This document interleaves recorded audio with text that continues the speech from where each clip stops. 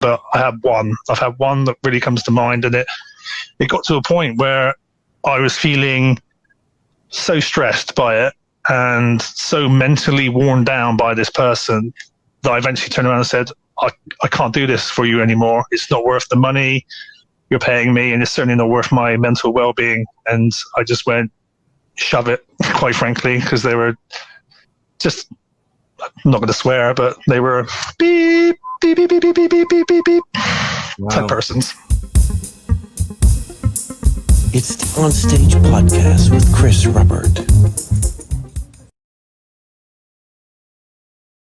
Welcome to another podcast. Thank you for tuning in. Our guest today is Ben Harris Hayes, and he's a multi-instrumentalist, audio solutions engineer who works within the music and visual entertainment industries.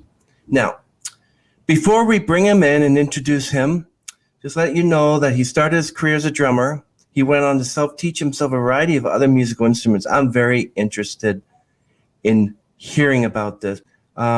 He's gone on to tour extensively with a number of bands. Here he is, Ben Harris Hayes. Hi. Ben, how are you? Hello, Chris. How you doing, man? I'm very well, thank you. You good? Thank you, Ben, for being on the podcast. Can you give us a little bit of backstory for our audiences so they know who you are? Sure. Hello, ladies and gentlemen.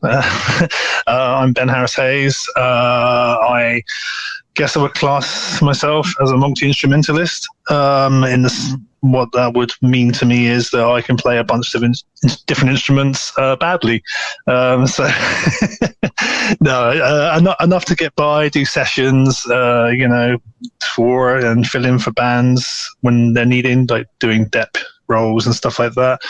I guess I wanted to just sort of fell into it over the years. I started as a drummer, and then I picked up other instruments. I think the main reason I wanted to learn other instruments because I think one band I was in, one of the guitarists turned around to me and just said I was just a drummer, and that kind of irked me a little bit because any self-respecting drummer knows that they're holding the band together. So and that's why I wanted to learn other instruments and of course to write songs and be a rock star. In our previous conversations, you said it was the drums. Can you tell us why it was the drums and not like the guitar or piano?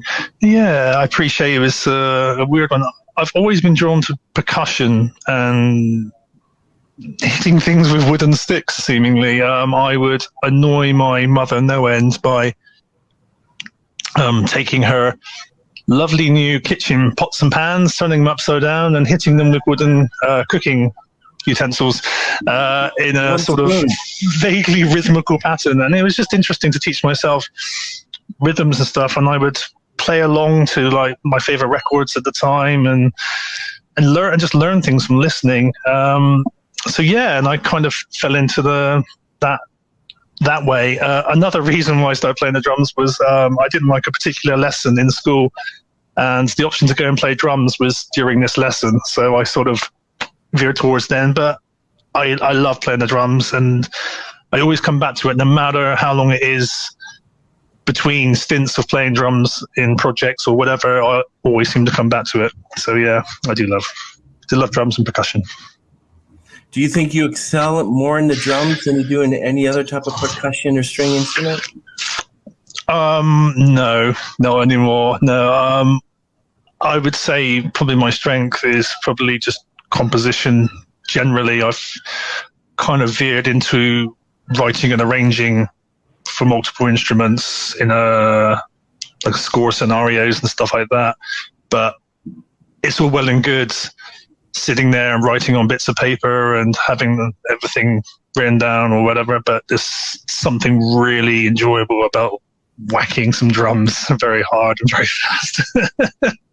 Can you tell me, Ben, what goes into the coordination of playing the drums? Like you have the pedal wheel, you have the hammer, you have the sticks. I don't know, you got the person throw the sticks up in the air and catch them?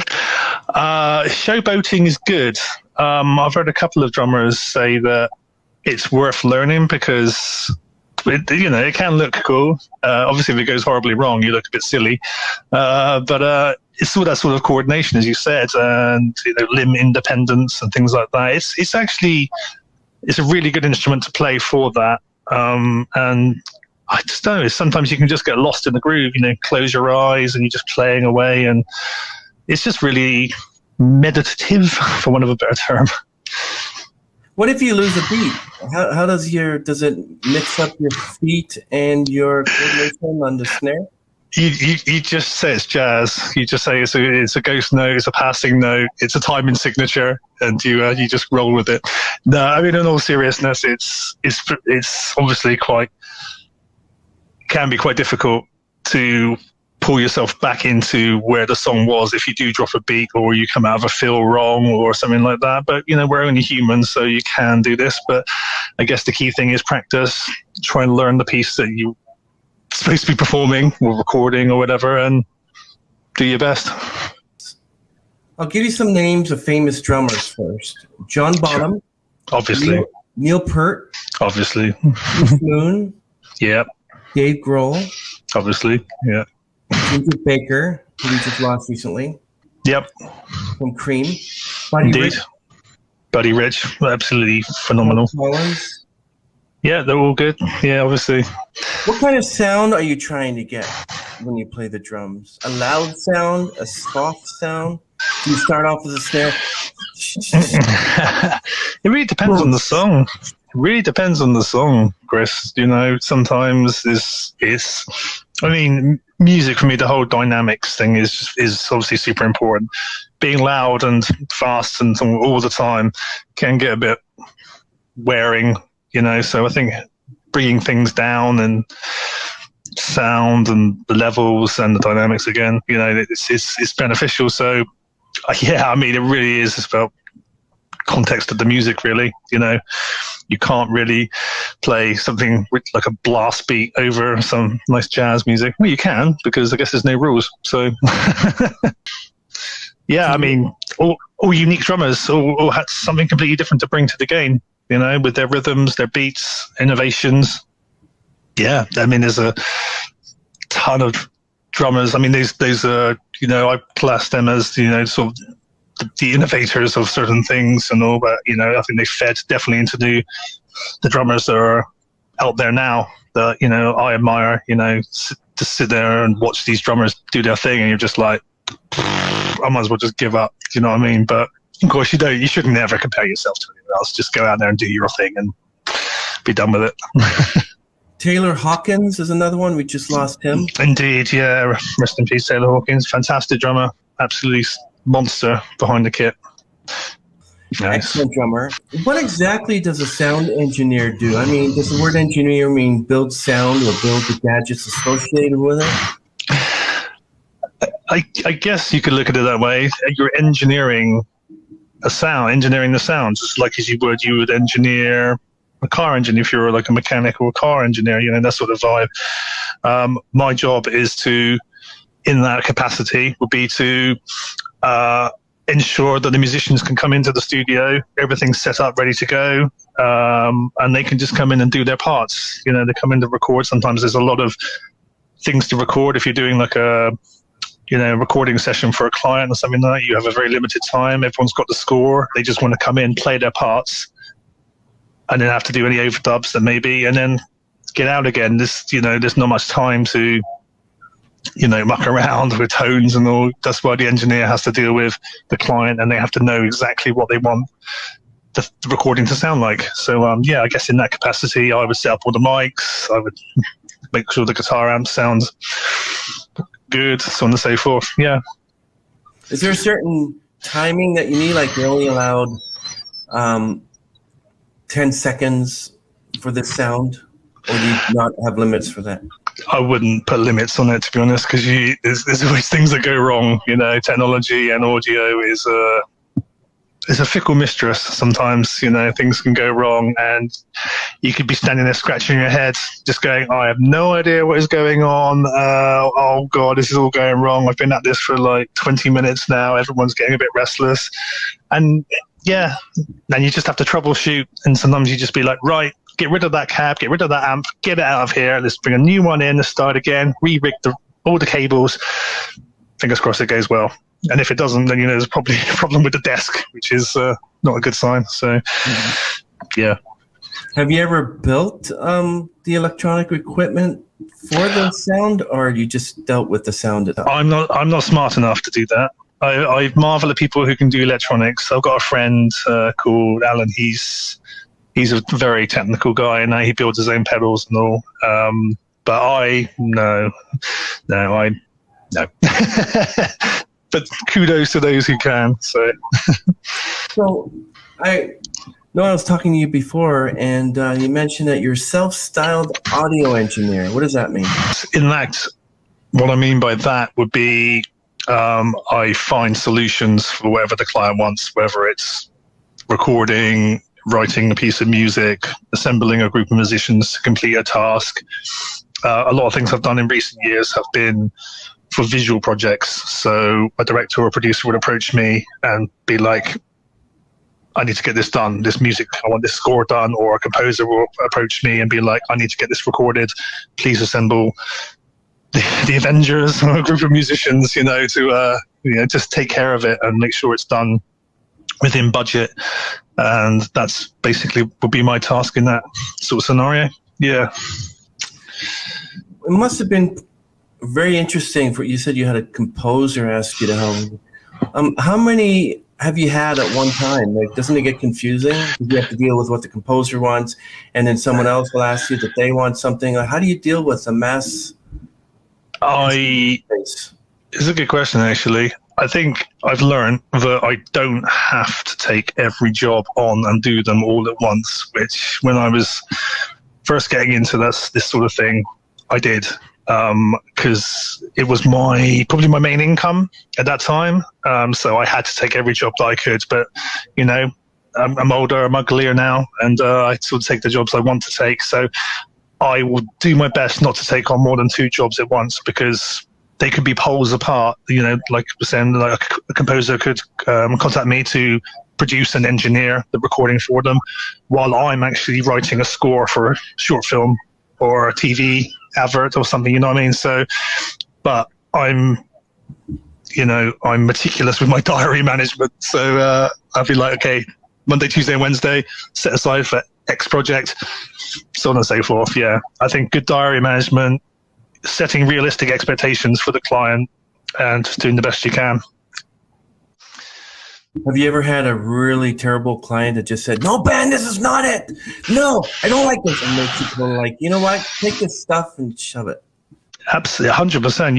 You've hit that nail on the head. Thankfully, I'll say thankfully, because I don't even want one, but I have one. I've had one that really comes to mind, and it got to a point where I was feeling so stressed by it and so mentally worn down by this person that I eventually turned around and said, I can't do this for you anymore. It's not worth the money you're paying me, and it's certainly not worth my mental well-being. And I just went, shove it, quite frankly, because they were just, I'm not going to swear, but they were beep, beep, beep, beep, beep, beep, beep, beep, beep, beep. Wow. Type persons. I wouldn't want to work with someone like that either. It's difficult because you get a lot of people to work with. Some people they're difficult to work with, but technically as an employee, for want of a better term, you just do what you can for them. But some people's expectations of what they're paying for are just, it's la la land thinking sometimes. I want 45 minutes of musical score, sweeping orchestral strings and flutes and everything, and I'm going to pay you £25 for it, and that's a ridiculous thing. But that's just some thinking of some people who do films and all. They think they're super important, and and oh, my film is so good. Oh, look at me, I'm a director, sort of thing. So, but hey, as I said, I've only had one person like that. The rest of them have been delightful. So. Can you give us a little bit of a definition of what you mean by audio restoration and ADR? So audio restoration is pretty much what it says on the tin, really. You're trying to recover a bad recording session, or a lot of the audio restoration I do is like you get a project, you get an audio project through from a director, and they're like, there's lots of wind in the background of this dialogue. because it came through on the Foley microphone, which is the big hairy microphone they hold above the actors, just in case anyone wasn't too sure. And there's lots of wind. Maybe there's car noises in the background. It could be any number of things. So you have to do your best then to fix it by basically deep cleaning the audio using some very excellent pieces of software. There's a lot of AI-driven pieces of software that I use, which help to get things going. But you have to get into that sound WAV file and just do the best you can. It's a dark art in a way. So yeah, but it's good fun to do. It's a challenge.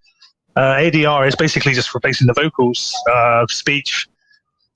Again, something might not come out on the microphone properly, and the director will be like, I really want that replaced. So they'll get the actor back in with a microphone in front of them and just overdub it. Yeah, which is always fun. What if they don't want to come back and redo their part? Would they get an actor that can actually do a good impression of them? And I've never had that before, actually. I think the general rule of thumb is that when you sign on to do such a thing, you sign the contract and you have to fulfill that no matter what it is. And it'll say somewhere in their contract, possible overdubs, ADR, anything due to complete their role. And it covers all eventualities, really. So, but yeah, I've never had to have someone else try to come in and mimic someone, because that would be quite hellish, I think. Do you use Pro Tools and Cubase for all this audio restoration? Yeah, it really depends on the client. Some people send me sessions in Pro Tools, Cubase, Logic, Studio One. Some guy sent me a Fruity Loops project. FL Producer. But I think any person who started doing like music will recognize Fruity Loops. It's still just an awesome piece of kit, And but yeah, it depends on the project. Some people just send you the stems and you can load it into whichever digital audio workstation you prefer using. I prefer using Cubase, but that's the first one I started using, and my workflow is fantastic in it. When you're talking about audio restoration, can you explain what a sound design for the visuals and audio sound packs are? Oh, gosh, I love this question. So sound design it can range from anything from, like, again, the director will come to you and be like, there's a hypothetical scene, two guys are in a bar and they clink bottles, but the clink of the bottles doesn't really come out on the recording. So I would record two bottles clinking together, sync it up, make sure it sounds as good as it can. And that's just a basic one. I've done everything from replacing a zipper on a jacket. I had a microphone here. I went zzz, because they didn't come out on the microphone, but the director was insisting the character, it was very important to the character. Some of my favorite ones has got to be creating unpleasant noises, as if to say, like impacts of punches and bones breaking and stuff like that. Wow. Use a lot of, secrets, everyone, but it's mostly fruit and vegetables, because they do particular sounds, like they snap a cucumber in half and it just sounds really cool, and you do some post-production on that to make it sound even more like a bone breaking. And there's so much you can do. Sometimes a director will say, like, they're walking up a path, but I can't hear the gravel.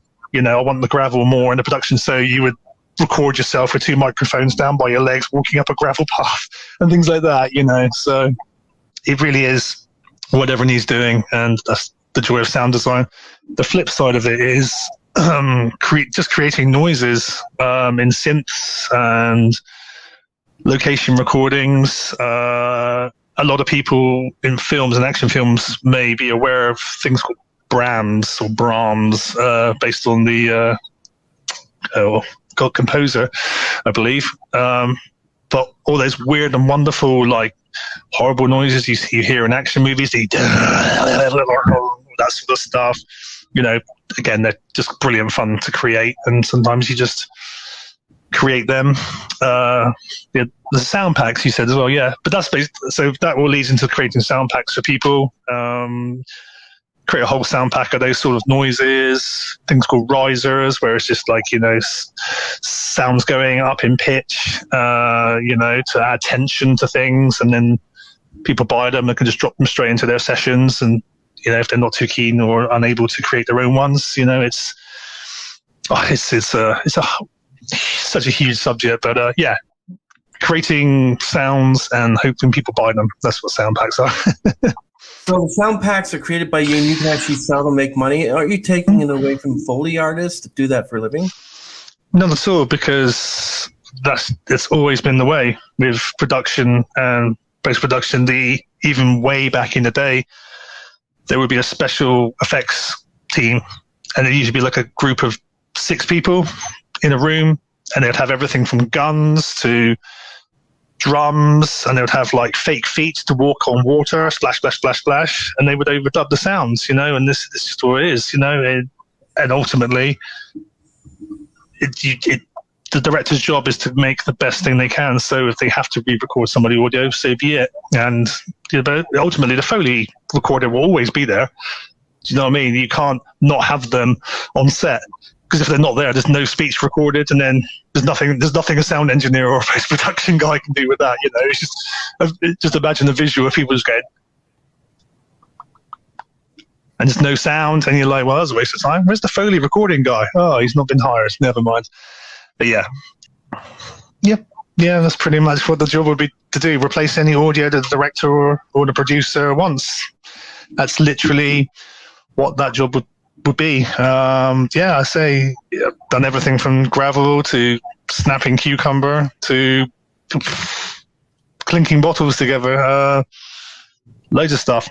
I think half the fun of it is the exploration of creating noises. If you've got a bit of time to like muck around and try things, it's very interesting. And I can't count the amount of times I've been like crying with laughter because you aim for a particular sound and it just doesn't come out like that at all. It's just an entertaining thing to do. I do like doing sound design. You have this probably large computer with a big screen doing everything, and it still sounds good. Is amazing. So I want to ask you about your instruments that you play. What's your favorite instrument to play? I don't have one, Chris, is the answer. It really depends on my mood, or depending on the client. I mean, I've rattled on about playing the drums. I really love playing that. Sometimes I can play guitar for hours. I mean, sometimes it's just nice just to play for playing's sake rather than having to do work. And I do really enjoy those days where I can just sit and noodle or set up, get my digital pianos out and I will just, sit there and just play anything and nothing, and it's okay not to have a result at the end of it. I think that's something I've had to reteach myself in recent years.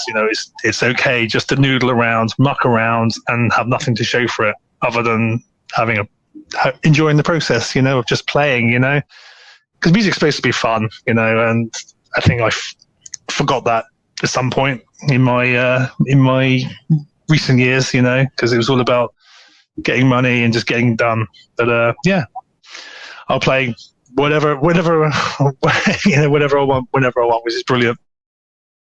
What about the flute? My reason for wanting to learn different instruments is because I wanted to be able to play everything that I could to a sufficient level so that if I ever got the opportunity to record everything myself, I could. And weirdly enough, it took me 20 odd years to get round to finally actually doing that properly. But it's something from my perspective I always wanted to do. I wanted to be able to go into a studio, have someone engineer it for me, do audio, sound production, and I'll just play my instruments. I'll play my songs. All these hundreds of songs that I've got just floating around. It's really nice to do. So yeah, really down to the individual what they want to do. Some people just stay with the bass. Some people just play the drums. And that's absolutely fine. Whatever they want to do. So you're an actual songwriter as well? Yes, definitely. Yeah. Penned my first song when I was about 12, I think. Wow. 3 chords, but, 3 chords, magic stuff, So. Wow, that's amazing. So you have an advantage, Ben, because if a band needs a member, no matter what, a drummer, a pianist, just know one instrument and the drummer is ill, or let's say you only know they use the bass guitar, play the bass guitar professionally, but it's the percussionist who is. But yeah, you have an advantage. It's nice to be able to offer that.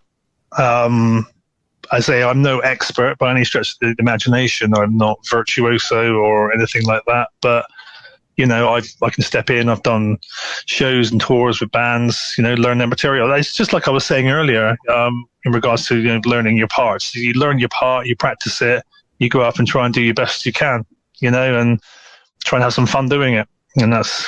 Did you purchase all your instruments wholesale, get them as gifts, or rent them, like piano, cello, guitar, drums? So my home setups, I've always bought my instruments, but if a client insists on having a very particular piano sound or anything, then I go and find a studio that's got that, go and record the part or hire someone in to play it while I engineer it. But yeah, I've had so many instruments over the years, and I think at one point I had, about 16 guitars. At one point, I mean, who needs 16 guitars? I mean, well, I did, obviously, but don't get me wrong, they all got use. A lot of guitarists just have them, like to keep them safe, but they all got use because they were all had a very particular sound or particular setup, particular tuning, particular tone, etc., etc. Yeah. What do you think of the didgeridoo or the ocarina? Oh, I love the didge. Yeah.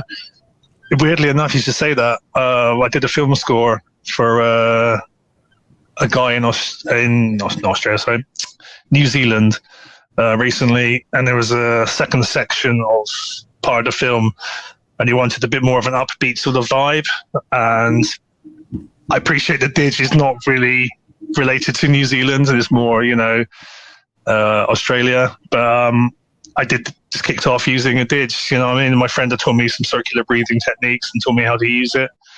And yeah, again, no expert, but I can make some horrible noises on it. And that's what I wanted just for that little piece before the main score started. So do love a didge. Ocarina, I've never learned it, but that's a good one. I should probably get around to doing that. Got a lot of time for the ocarina. There's actually I saw a group online. There's like a little ocarina orchestra. I think they called themselves the it's something to do. It was a play on words between ocarina and orchestra. Or something. Yeah, orchestrina. Yeah, do you know what I mean? It was quite. I was like, you guys are funny, but they were playing like classic computer game music on these ocarinas, and it was like. Yeah. So yeah, weird and wonderful instruments. I love learning. It's having access to them. This is why I like going to these studios where they've got like 2 rooms like hidden out the back with just all these incredible instruments, dulcimers and harpsichords and gosh knows what ouds and bouzouki and stuff like that. All these crazy instruments, and you're just like, what does this sound like? I've never played it, but I get the understanding of how it works. So in theory, I should be able to translate my knowledge into playing it. Not always true, but it's a voyage of discovery, if nothing more. So, yeah, definitely. Ben, yes, sir. What about the violin? How's your violin playing? Basic. At best, more of a fiddle guy. It's the same thing. Yes, no, in a way. I'm good at arranging for these instruments, but my playing, not so hot. Cello's good. Cello I can deal with. Again, people say it's the same thing. It's not really. Again, more about the arranging for them, I would say, is probably where I would put my strength. If someone said, put your life on this instrument, and I'd be like, nah, I'm good, thanks. I'll choose something else. I fancy my chances on. But I do love violins, violas. God, there's so much power and range and everything to those instruments, and obviously they make up a key part of the orchestra, which is obviously one of my favorite places to be. So I'm a jack of all trades, master of none. So, so tell us about the type of band that you're playing in. At the moment, I'm doing 2 band-based projects. One I'm playing drums in, and it's like a technical extreme heavy metal. I think is the best way to put it. Taking a modern slant on heavy metal, and the other one is a bit more, I don't put it, expansive in the sense of like a progressive rock, progressive metal influenced sort of thing. I think there's a term called post-metal, where it's taken the aesthetics and the dynamics of heavy metal and gone in a different direction with it and blended it with things like a love of Pink Floyd, lots of delay pedals, lots of cool stuff like that, and just a fantastic use of dynamics and all. And they've both got their places in my heart. I can't do without either at the moment. They're great fun to do. Playing the drums for this sort of stuff is so difficult. It's a real workout. I come out of the practice room, I'm dripping with sweat. It's disgusting, but it's a perfectly good workout. And the other band I play guitar and do vocals in, and do all the arranging and writing. And that's, again, it's got its points. It's performing music is great, and I enjoy doing it. These sort of vanity projects, as I like to call them, are a nice distraction from the day jobs of writing for other people, writing for films, doing adverts, doing these sound packs, etc., etc. That's very interesting, Ben. Can you explain to me what makes a heavy metal band heavy metal? And before you answer that, do you have a name for this band yet? We don't. No. This is a good thing. Good question actually. We haven't really thought about it, to be honest. I mean, to be fair, we've only been going 4 or 5 months, so we're just writing material at the moment, getting everybody integrated, and trying to find what we want to play that's fun. And so you asked what was heavy metal, did you ask? Yeah, what makes a heavy metal band heavy metal? Is it the instrument? Is it like I would say metal drums? Yeah, I don't mean literally metal, but but it's taking that hard rock sort of style and pushing it above, so you got your Black Sabbaths and and all these other innovators of this style of music, but taking it to the nth degree, like in this particular band, there's a lot of dynamics and speed and technical proficiency involved. There's a lot of use of musical theory in the sense that there's a lot of timing signatures and polyrhythms and polymeters and other sort of weird and wonderful music theory things that we like to use. And sometimes you don't even realize you've put this into a song, but there it is, because it's just how it worked out. The guitarist will come up with a riff and we're like, oh my god, what timing signature is that in? And we're like, oh yeah, cool, that really works. And yeah, so I guess heavy metal is just loud distorted guitars. What's the difference between heavy metal and death metal?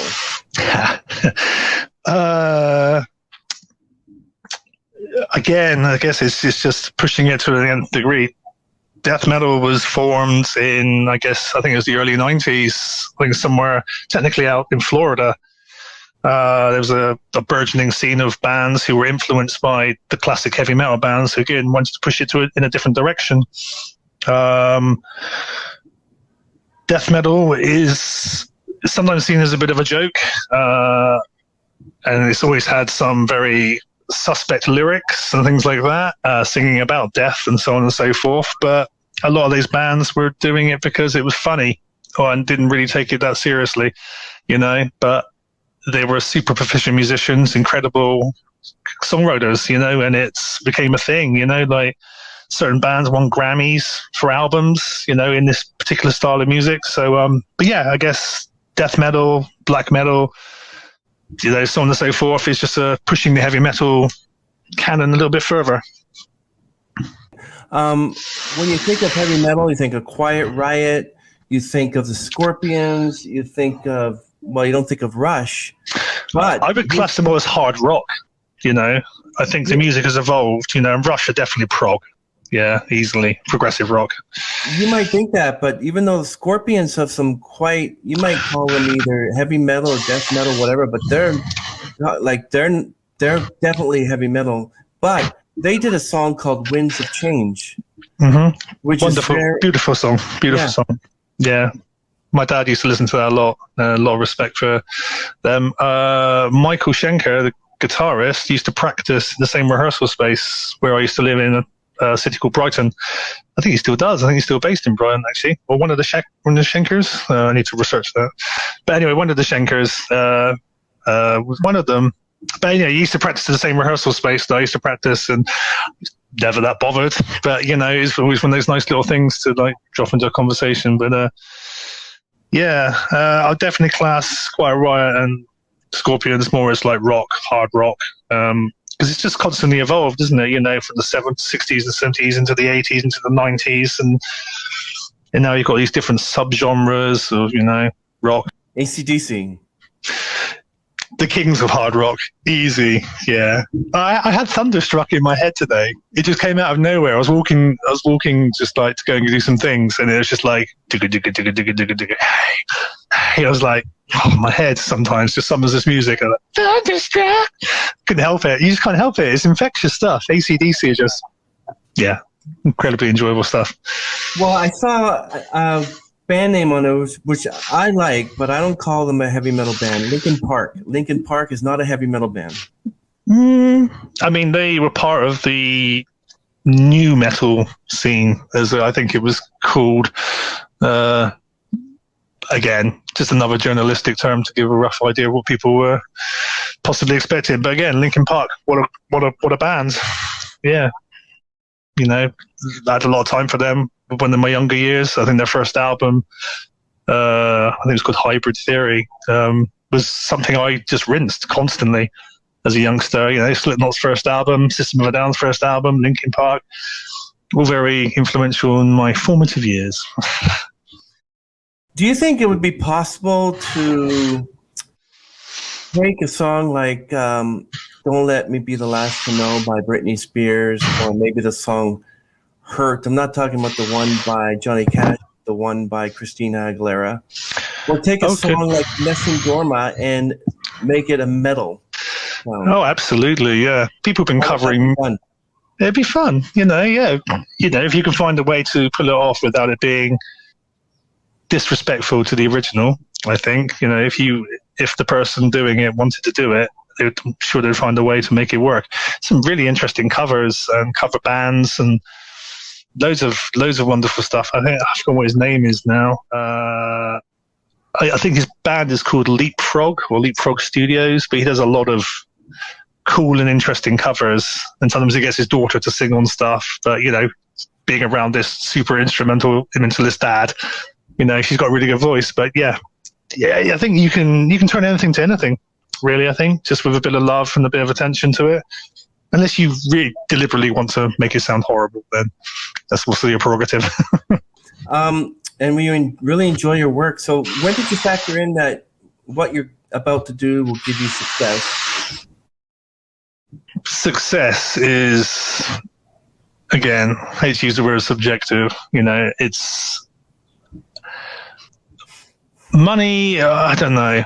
I think I learned after a while that money is not the be all and end all. As long as you have enough to survive, food in your belly and license for your telly, sort of thing, you're okay, sort of thing. Thank you, Paolo Nutini, for that one.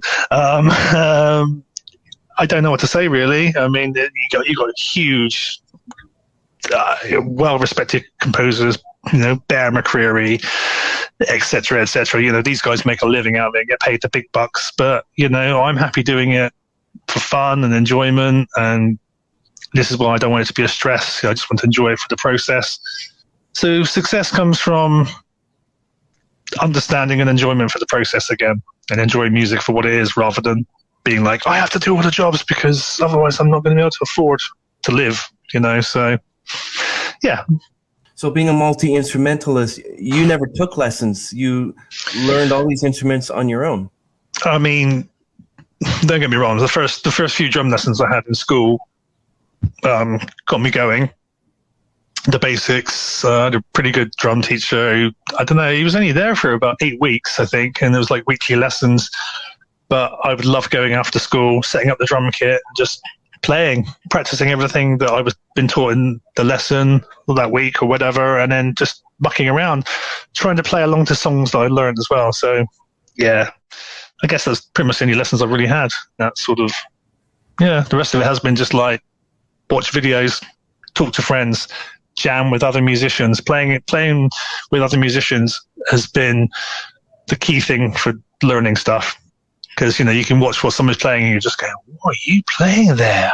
That is awesome. And I'm like making a mental note of that to practice that later.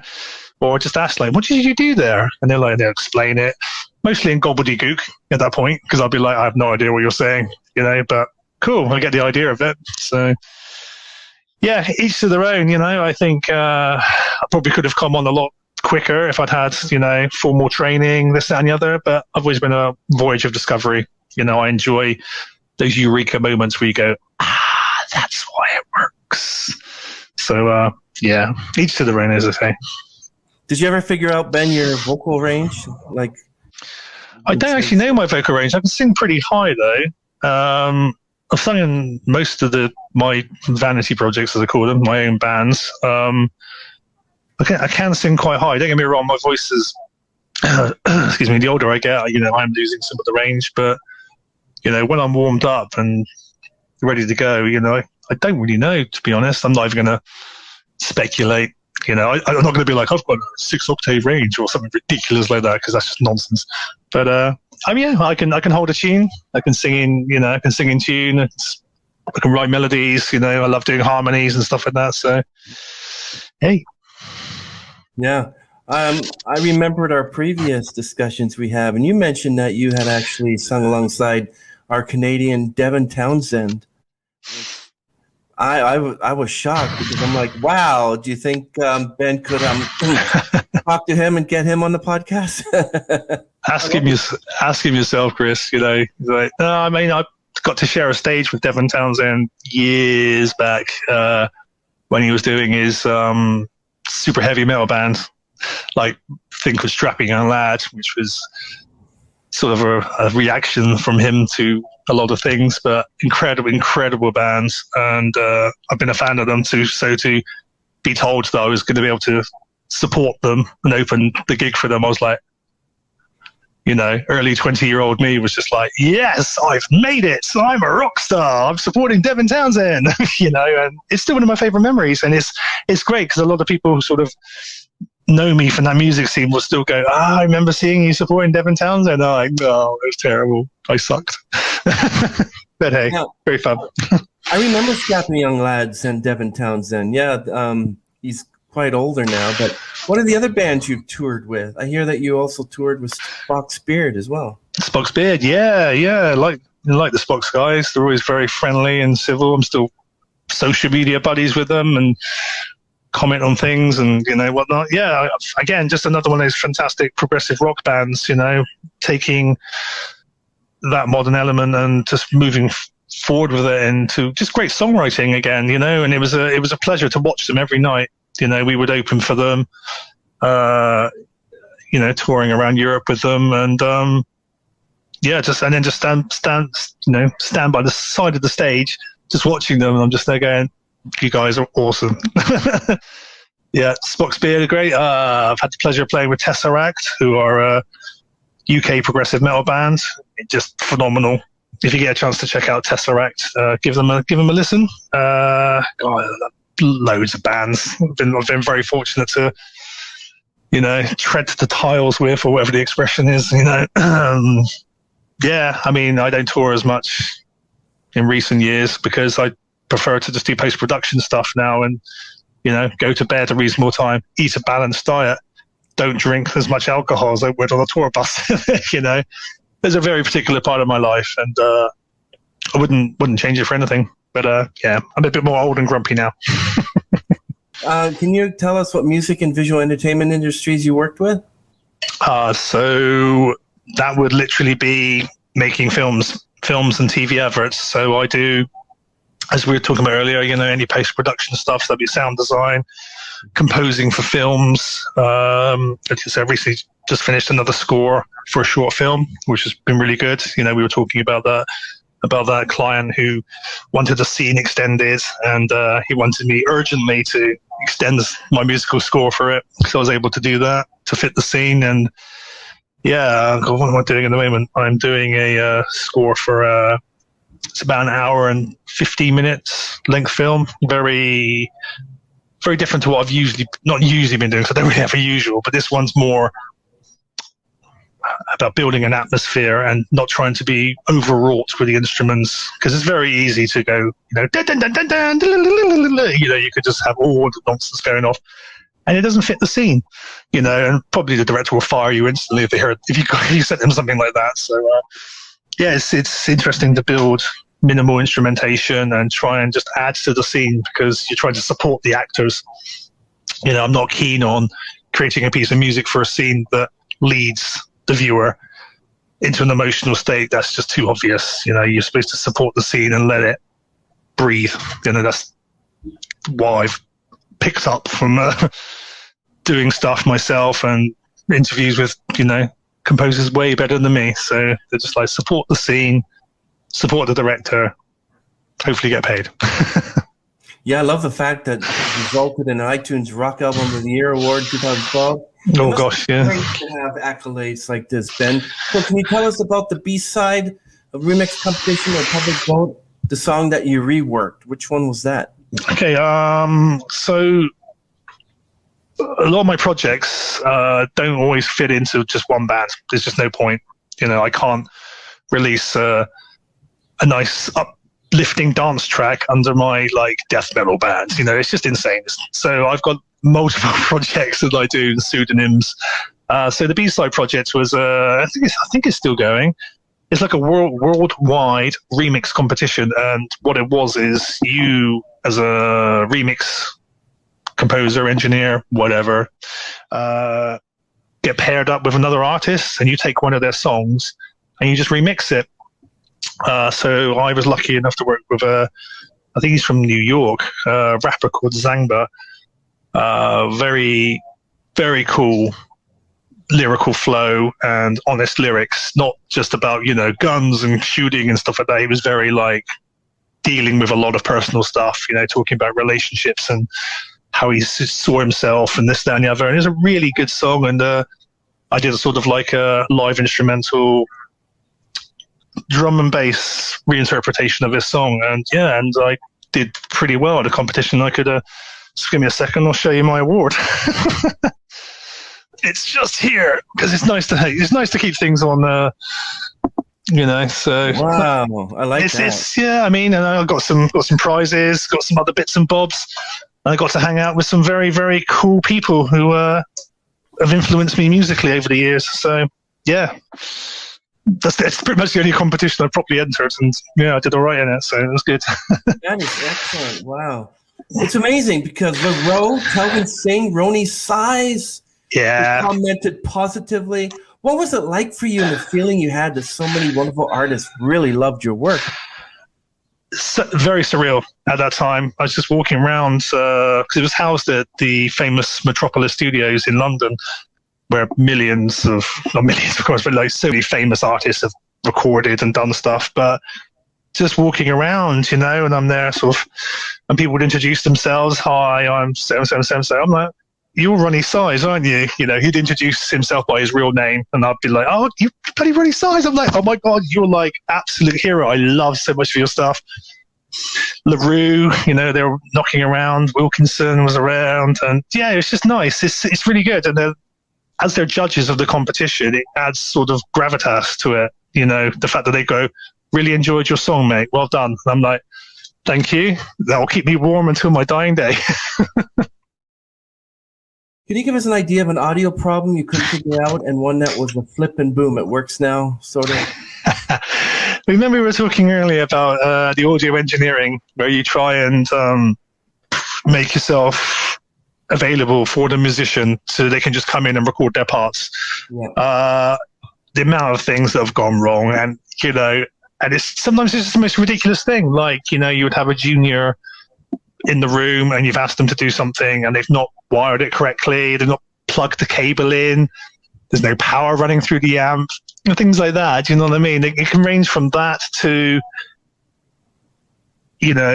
trying to replace entire songs in a film because, like, the director has tried to get the license for the song and is not going to be able to get the license for it. So, but they've built the whole scene around this particular song. So then you have to write a sound alike, and I've done a few of them, which is great fun. And a challenge, because how do you write a song very particular for it's been used for a film, and then you have to just try and come up with something that works in replace of it, and hopefully it doesn't suck, so many problems, hopefully many solutions. That's my job. So what's the stress like for you when you have all these multi-customers coming to you and saying they want this, they want that, they want this score, that score? What's the stress like for you? I think, as I was saying, it's in recent years I've learned to not get stressed over it. I don't see the point. It's not worth it. Music's supposed to be fun for me. I don't want to be stressed out over it. I'm very fortunate in my position. I don't have to be stressed out over things. Don't get me wrong, you can push yourself to get things done. Sometimes you get like just ridiculous jobs. Some would be like, can you do this in 2 days? And I'm like, well, what he's doing in 2 days? And they'll give you a big list of stuff and you're like, oh, okay, so this is going to be an all-nighter and an all-dayer. We'll get a couple of hours sleep, crack on, But the idea of if you can take on a job, don't let them down, because there's nothing worse than bad reputation. You spend a lot of years trying to build up word of mouth, good reputation. Like one director will be like, oh, I know this guy is brilliant, put them in contact with me, and fingers crossed, I can work out a contract with them. And again, doesn't always work out, but you can try. Have anybody said to you, why don't you take Titanic or Terminator 2 and put your own soundtrack to it? And No, yeah, it's very much a thing. There's a lot of really good like musicless films to practice to. There's I think they call themselves Q-Tube, as in like to cue a track, as in CUE. And they do a lot of things for up-and-coming composers and, audio for visual sort of people. And they get a lot of like clips of films sent to them with the music removed. The speech will still be in there, the sound effects will still be in there, and it just gives you a chance to write and practice to it. And they do like competitions based around that. And it goes out to the community to vote for whatever they want sometimes, or they get a celebrity composer to come in and judge them. Tell us what it was like to be at the famed Metropolis Studios in London. It was good experience. As I was saying a minute ago, it was nice to go to an awards ceremony as such. I never thought in any point I would be in a scenario where I had people I had properly looked up to just milling around. You could go and have a drink with them, talk to them, and then they were handing out prizes. It was really cool. Don't get me wrong. I mean, we didn't get a good chance to look around all the studios. We were sort of in a very particular area, and we were allowed to look at the main studio, just like because I wanted to. And I was like, can I please let me look at the studio? But yeah, again, just one of those places you'd just be like, oh, there's so many people who have recorded there. It'd be, if I had the budget, maybe one day. If you weren't doing what you're doing, what would you be doing? I do a lot of computers and IT. That's also very interesting for me. So I do a lot of that. I guess that's what I would be doing and do. As I said to you, I've changed my tact on a lot of things in the last 7 or 8 years. I now do, or rather I now ensure that the projects I do, I want to do. And I'm very lucky that I can pick and choose my projects. If I don't want to do it, I'll just be like, nah, give it to someone else. someone else could do it justice. I'm not really feeling it. And I just enjoy fixing computers for people and upgrading technology. And it's a constant evolution in all that sort of stuff. Technology moves so fast. As soon as you've learned something, it's already nearly out of date, and you've got to learn the next thing. And that's what I try to do. And that's why, keeps me in the readies, as they say. So, what do you think of artificial intelligence, and what does that have? Like, how do you feel that that's going to probably take over music? I think you'll always need a human element, no matter if you feed a computer so much information. Don't get me wrong, there's some really interesting things out there at the moment with computers writing pieces of music based on information that's been fed in a particular style of a composer or a particular style of songwriting or whatever. That data's been fed into the machine and then is outputted a song based in that style. And it's super fascinating. As I was saying earlier as well, like sometimes with my audio restoration stuff, some of the software I use is very heavily AI based, and there's a lot of things that you just to save you time. You do that analysis on the audio recording, let the software do its thing, and then you go in and do the human part, the human editing and things like that. I've got no problem with technology. I'm a big believer in science and the advancement, and fingers crossed it won't turn into Skynet from Terminator and go. Well, we have a few questions here to ask you for the Q&A before we end the stream. Cool. The first question is, we'd love to know what full music scores you've done for films and TV, and what were your favorites? My favorites. I think my favorite one is probably one of my more recent ones. It was a short New Zealand film I had the pleasure of doing. It's called Killing the Parson Bird. And it's a story about Captain Cook's arrival in New Zealand and how that's affected the local indigenous Maori. But it's blended with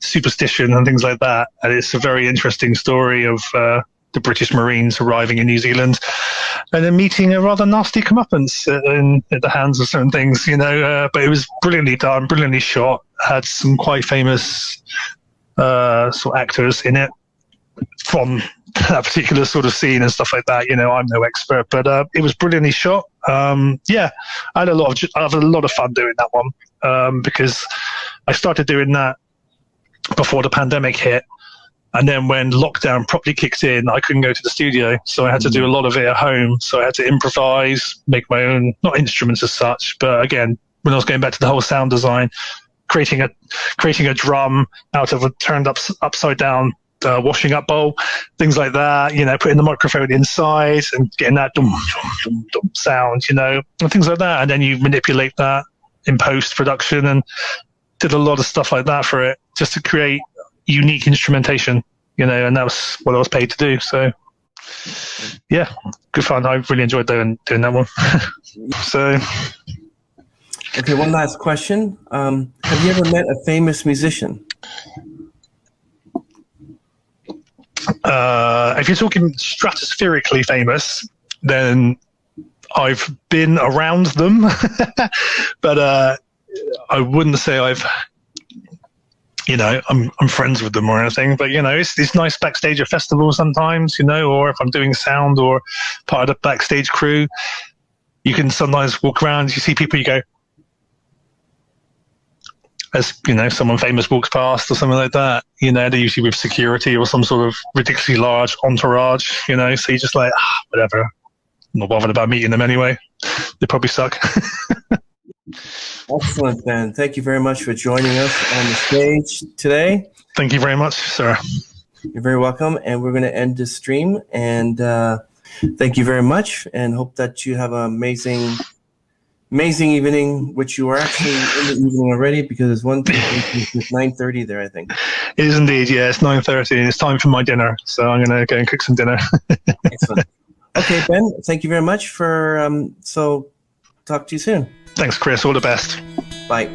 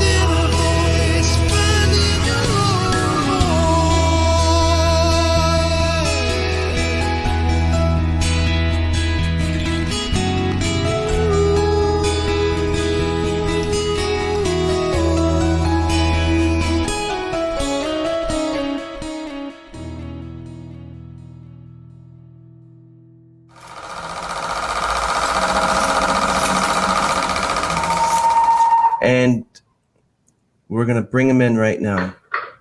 May I have your attention? May I have attention, please? We are conducting the monthly fire alarm inspection. No, you said 9 to 5, buddy. In the event of national emergency, you'll be notified. Oh, Ben, this is crazy. Okay, let's hold on one second. The marvels of technology. It's all good. At least you know it works. Can you hear it? Oh, very much so. But at least you know you're safe, Chris. Are we not supposed to meet at all? Because maybe this change the world or something, and I'm not supposed to hear it. Maybe the fates are trying to tell us something there. The Cheetah Refrigerator said that they're going to do a fire alarm test on Thursday, August 11th from 9 to 5. What time is it now? 3:07? We'll start as soon as this is over. It's all good. It's all good, man.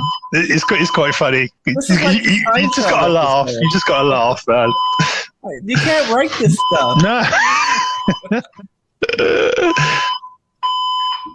It definitely works. How long does it go on for? It was supposed to go on from 9 to 5 intermittently, but because we didn't do that and it's starting late, it could go on. I don't know. Is it very noticeable where you are? Yeah. Like a blooper reel? Oh, absolutely. Please. Yeah. Please do it. Yeah, it'll be gold. It'll be gold. I think we're going to end this. We're going to have it with a blooper reel. Yeah, absolutely. Do it. Everything that goes wrong will be at the end. How about that? Oh, yeah, absolutely. I'm always down for a bit of self-deprecation or just comedic nonsense. That's what it's all about, really. Yeah, you mentioned that term, depping. That's when you're depping. Indeed, yeah, deputizing, yeah. You deputizing for the sheriff. Yeah, the sheriff can't make it, so you're stepping in and hopefully not letting the town of Rusty Gulch run amok. So, hail Satan. No. No, joke.